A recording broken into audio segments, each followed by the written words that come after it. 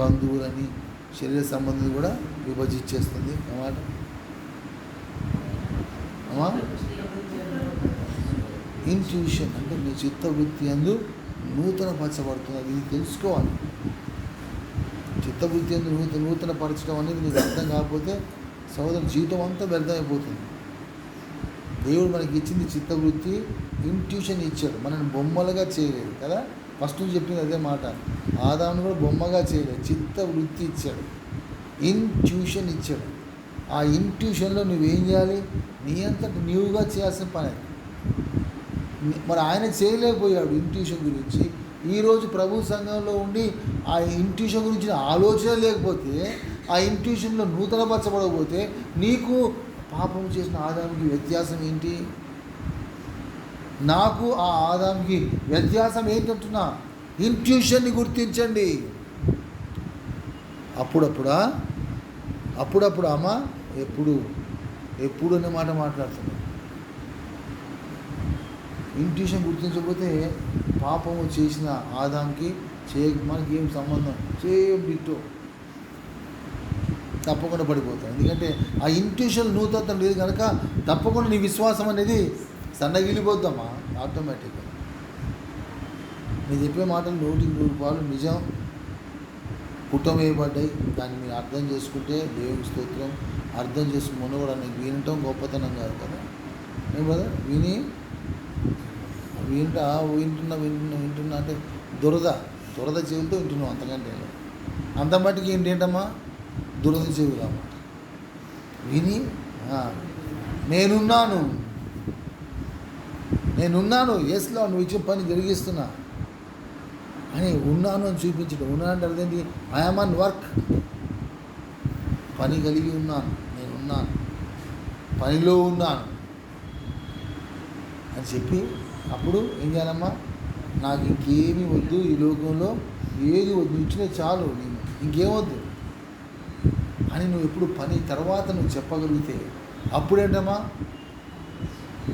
ఇదిగో నేను వచ్చుచున్నా అంటే ఏం చేయాలమ్మా? అంతేగా, ప్రభువా త్వరగా రమ్ము అని చెప్పడానికి అర్థం ఉంది. లేకపోతే లింక్ ఇది అనుదినము జరగాలి.